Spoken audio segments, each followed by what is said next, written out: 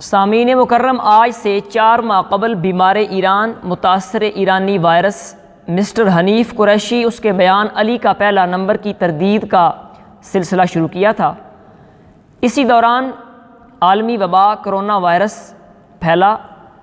تو مسٹر قریشی بھی اسی بیماری میں بیمار ہوا۔ علماء نے اس کو گزارش کی اور سمجھایا کہ تو نے اپنے بیانات میں جو رفض کی تبلیغ کی ہے اور سنی بن کر جو تو نے ایرانی افکار کو پھیلایا ہے اور رسول اللہ صلی اللہ تعالیٰ علیہ وآلہ وسلم کے صحابہ کرام رضوان اللہ تعالیٰ علیہ مجمعین کی تنقیص اور توہین کی ہے، اس سے تو توبہ کر، برات کا اظہار کر۔ علماء کے سمجھانے پر اس نے ایک ایسی توبہ کی کہ جس میں توبہ کی شرائط کا اس نے لحاظ نہ رکھا اور اپنے جرائم کا اس نے اعتراف نہیں کیا۔ حالانکہ یہ بات مسلم ہے، جہاں بھی توبہ کی شرائط مذکور ہیں وہاں آپ کو ملے گی کہ توبہ کرنے سے پہلے جرم کا اعتراف ضروری ہے۔ لطائف المعارف میرے سامنے ہے، ابن رجب حنبلی علیہ الرحمہ ان کی کتاب ہے، فرماتے ہیں الاعتراف یمحو الاقتراف، گناہ کا اعتراف کرنا یہ گناہ کو مٹاتا ہے۔ اور آگے استشہاداً یہ شعر ذکر کرتے ہیں فَإِنَّ اعتراف المرء یمحو اقترافہ کما ان انکار الذنوب ذنوب، کہ بے شک بندے کا گناہ کا اعتراف اس کے گناہ کو مٹاتا ہے، جس طرح کے گناہ کا انکار یہ مستقل ایک گناہ ہے۔ تو خیر، اس سے قطع نظر اس کی توبہ پر اگرچہ کئی علماء کو تحفظات تھے اور انہوں نے اس پر اپنے علمی جذبات کا اظہار بھی کیا، لیکن اس نے صحتیابی کے بعد جس خبث باطن کا، جس بے حیائی اور بدتمیزی کا مظاہرہ کیا، یقیناً اہل نظر اس سے واقف ہیں اور یہ اس کا فعل انتہائی قابل افسوس ہے۔ چاہیے تو یہ تھا کہ بیماری سے صحتیابی کے بعد یہ شخص خیر کی بات کرتا اور اپنی زبان شریر سے عوام اہل سنت کو، عقائد اہل سنت کو بچا کے رکھتا، لیکن اس نے اسی خبث باطن کا مظاہرہ کیا جو اس کے اندر پہلے سے موجود تھا۔ اور اس کی اس کیفیت سے ایک حکایت یاد پڑتی ہے کہ حضرت سیدنا موسیٰ علیہ نبینا و علیہ الصلاۃ والسلام کے متعلق کہا جاتا ہے کہ جب آپ کوہ طور پہ تشریف لے جاتے تو راستے میں ایک بار آپ نے دیکھا کہ چند بچے کھیل رہے ہیں، پانی کا تالاب ہے اور ایک نابینا پاس بیٹھا ہے۔ تو آپ کو دیکھ کر یہ غم لگا کہ اس نبینے کی بیچارے کی آنکھیں نہیں ہیں، کاش ایسا ہوتا کہ اس کو آنکھیں ملتی اور یہ بھی بچوں کے ساتھ کھیلتا۔ تو اسی درد کو اپنے سینے میں محسوس کرتے ہوئے آپ نے رب ذوالجلال کی بارگاہ میں عرض کی کہ اے اللہ اسے بھی آنکھیں عطا فرما۔ دوسرے دن پھر گئے، دیکھا وہ بچہ چپ کر کے بیٹھا ہوا ہے اور باقی بچے کھیل رہے ہیں۔ آپ کو پھر وہ درد محسوس ہوا اور آپ نے عرض کی 2 بار 3 بار۔ جس وقت دعا کر کے واپس تشریف لائے تو دیکھا کہ رب ذوالجلال نے دعا کو اپنی بارگاہ میں قبول فرمایا اور اس نابینا کو آنکھیں عطا فرما دی ہیں۔ لیکن وہ کر کیا رہا تھا؟ وہ ان دوسرے بچوں کو پکڑ کر اسی تالاب میں غوطے دے رہا تھا۔ اور پھر آپ نے اس بات کا رب ذوالجلال کی بارگاہ میں اظہار کیا کہ اے اللہ تیرا ہر فعل حکمت سے خالی نہیں، کہ تو نے اگر اس بچے کو نابینا پیدا کیا ہے تو اس میں تیری بڑی حکمت پوشیدہ ہے۔ اب اس کو آنکھیں ملی ہیں، یہ تو ظالم بن گیا ہے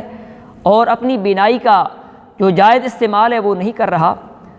تو یہ میں نے سمجھانے کی غرض سے ایک واقعہ عرض کیا کہ یہ کیسا شخص ہے، اس کو صحت ملی ہے، اس کو چاہیے تھا کہ یہ اتحاد اہل سنت کی بات کرتا، اور پھر اس نے اپنے پیج پر، اپنے چینل پر جس بدتمیزی کا مظاہرہ کیا اور قبلہ ڈاکٹر صاحب کے خلاف اس نے جو گند اگلا وہ دیکھنے والوں سے پوشیدہ نہیں۔ تو اب اس واقعہ کو مد نظر رکھتے ہوئے ہم یہ کہتے ہیں کہ اس سے بہتر تھا کہ تو بیمار رہتا، کم از کم تیری زبان شریر سے جو عوام اہل سنت اور عقائد اہل سنت وہ تو محفوظ رہتے۔ اب اس نے پھر کیا ہے، 4 مہینے اس نے اپنی بینڈ باجا پارٹی کے ساتھ یہ نعرے لگائے اور جگہ جگہ یہ کہتے رہے جی گستاخی ہوئی ہے، ڈاکٹر صاحب نے گستاخی کی ہے۔ اب حال ہی میں چند روز قبل اس کا وہ بیان آپ کے سامنے آیا، ٹی وی چینل پر آپ نے سنا کہ اب یہ کہتا ہے کہ وہ ہمارا بندہ ہے ایک، تو اس نے غلط تعبیر کی ہے لیکن اس سے گستاخی نہیں ہوئی، یعنی اس کے جملوں کو ہم گستاخی نہیں کہتے۔ بندہ خدا تیری کوئی ایک بات ہے، کبھی تو کہتا ہے گستاخی ہوئی ہے، کبھی کہتا ہے گستاخی نہیں ہوئی، ڈشکری کرتا ہے تو، میراثی ہے، کیا کرتا ہے تو؟ کیا تیرا کوئی ایک اعتقاد ہے؟ کبھی تو سینے پہ ہاتھ رکھ کے کہتا تھا جی ہم دلائل دیں گے، سینے پہ ہاتھ رکھ کے کہتا تھا کہ ہم جائیں گے کورٹ میں اور ثابت کریں گے، اب بات کورٹ میں چلی گئی ہے۔ کبھی تو یہ کہتا تھا ڈاکٹر صاحب کے خلاف کہ ان کی زبانوں کے نشتر سے تو کوئی محفوظ ہی نہیں رہا، انبیاء اولیاء سب جو ہیں وہ معاذ اللہ ان کی گستاخی ہو گئی، اور اب تو کہہ رہا ہے کہ گستاخی ہوئی نہیں ہے۔ تو کیا تیرا عقیدہ ہے؟ کیا تو عوام اہل سنت کے ساتھ کرنا چاہتا ہے؟ خدا کے بندے توبہ کر اور اس روش سے باز آ۔ اس سلسلہ میں میں ایک اور بات کی طرف آپ کی توجہ دلانا چاہتا ہوں کہ اس نے جو بیان کیا تھا، حالانکہ توبہ کی شرائط میں یہ بھی ہے کہ بندے نے جس کے حقوق کو پامال کیا ہے، مثلاً چور نے چوری کی ہے، اب وہ چوری سے اگر توبہ کرتا ہے تو یہ توبہ اس کی تب قابل قبول ہوگی جب وہ مسروقہ مال اس مظلوم شخص تک پہنچائے گا۔ صرف توبہ کر لے اور اس کا جو مال اس نے ہتھیایا ہے، چوری کیا ہے، وہ اس تک نہ پہنچائے تو یہ توبہ قابل قبول نہیں ہے۔ بلا تشبیہ و بلا مثال مسٹر قریشی نے جو توبہ کی ہے، اس کو چاہیے تھا کہ اگرچہ اس کے ہر بیان میں 2-3 ایسی باتیں مل جاتی ہیں جو لغویات پہ مبنی ہوتی ہیں، اس کو چاہیے تھا کہ کم از کم چلو اس ہر بیان کو دیکھنا کھنگالنا وہ مشکل ہے، لیکن ایک بیان جو اس نے عنوان لگایا ہے شیعوں کا علی کا پہلا نمبر، عنوان اور ٹائٹل ہی رافضیوں کا ہے، اور اس عنوان کے ساتھ اس نے اپنے پیج پہ شائع کیا، اور آج بھی وہ اس کے پیج پہ بیان اس کے چینل پر موجود ہے۔ چاہیے تو یہ تھا کہ اس نے اگر توبہ کی ہے اور توبہ میں یہ مخلص تھا تو وہ بیان کم از کم ڈیلیٹ کر دیتا، اور اگر اس نے شان علی کو بیان کرنا ہی تھا تو خصائص علی کے نام سے، فضائل علی کے نام سے، ذکر مولا علی کے نام سے، ذکر مولا المسلمین کرم اللہ تعالی وجہہ الکریم و وجوہ آلہ الکرام، ایسے مزید عنوانات کے نام سے یہ آپ کے خصائص بیان کرتا، آپ کی شانیں بیان کرتا، لیکن اس نے تو رافضیوں کا اوپر لیبل لگایا، اور پھر جو اندر توجیہات پیش کی وہ بھی باطل ہیں، مردود ہیں۔ تو